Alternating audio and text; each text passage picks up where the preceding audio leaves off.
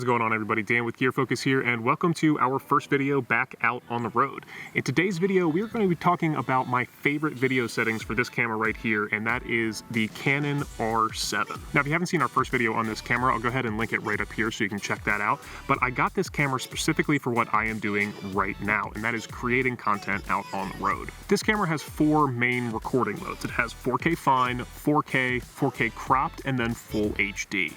Now, personally, I'm choosing to use the 4K fine setting, and the reason for that is because this camera actually has a 7K sensor inside of it, and the 4K fine setting uses that entire 7K sensor and downsamples or oversamples that down to 4K resolution. So we're actually getting more resolution and detail using the 4K fine mode.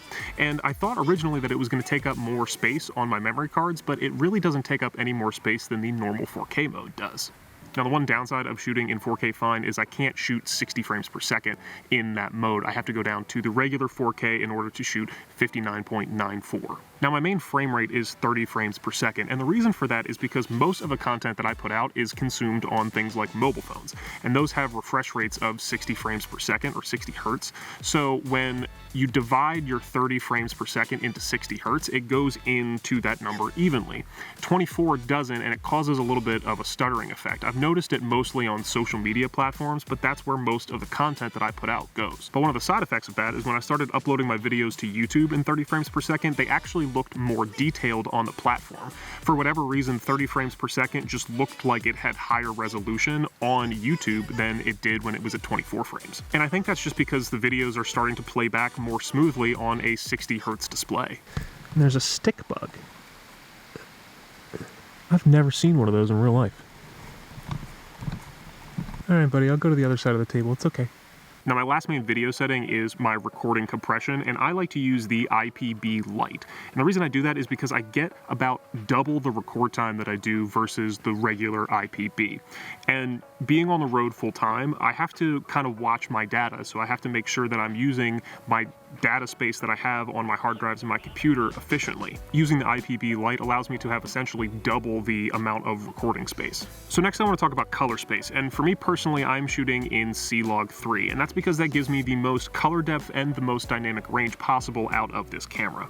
Now, this has a native ISO of 800, so I usually park the camera at 800 ISO, but from there I then have the most dynamic range and the most color depth that I can possibly get from this camera body. Having full 10-bit color allows this camera to be extremely flexible, and I can match the color to pretty much any camera out there. Now, as far as my settings go for that, like I said, I am shooting in CLOG 3. I do shoot with the view assist on just because it helps me realize what my exposure is a little bit better. But as far as the characteristics go, the only setting that I changed is the sharpness, and I have that set to 3.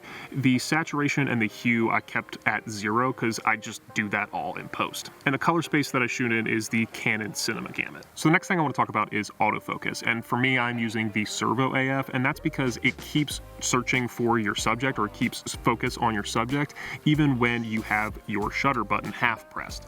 And I like that because it allows me to see more of what the camera's seeing, and I think of things in a video mindset anyway, even when I'm taking pictures. So having my autofocus point stay on my subject is super beneficial for me. So I'll use one of two autofocus areas. I'll either use the spot AF or I will use the whole area AF.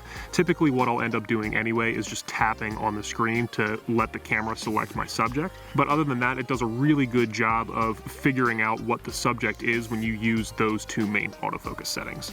Now, I do leave my subject to track on, and I do mainly leave that set to people because that's what I shoot most of the time. It's usually me or somebody else that I'm shooting, but I can switch that to animals if I'm shooting things like Archie back there or if I'm shooting some wildlife. And lastly, I do keep my eye detection on. It usually does a pretty good job of grabbing onto my subject's eyes, and I keep my number of switched subjects to 1. I don't really like the camera switching back and forth between multiple subjects, so I just leave it set at 1. Now, the last setting on this camera that I want to talk about is the IBIS, and I leave that on enhanced. Now, the beauty of this camera is it allows me to use both EF lenses like I'm using right here. This is my trusty 24-105 adapted down to the RF mount, but that allows me to use native RF glass on this camera like the 14-35 that I'm shooting on right now. And the massive benefit of shooting on RF lenses means that I get the full range of image stabilization out of both the lenses and the camera body. The stabilization on this camera is absolutely ridiculous. I've been able to shoot at 105 millimeters on this camera and have perfectly stable footage. It almost looked like it was on a tripod. Now, it's not like Panasonic level IBIS, but it's pretty darn close. This IBIS in this camera is absolutely fantastic. Alright guys, so that's going to do it for me today. Thanks for watching. Thanks for sticking around to the end. If you have any questions on the R7, go ahead and put them down in those comments down below. I'm going to be coming out with a video in December on my 3-month review of this camera, so I'll do my best to answer any of the big questions that I get in the comments of this video. And on your way down there, if you could do us a big favor and hit those like and subscribe buttons, it would be much, much appreciated. Alright guys, that's going to do it for me today. Thanks for watching. I will see you in the next video. Until then, stay safe, stay healthy, and remember, Gear Focus is always here to help you beat your passion.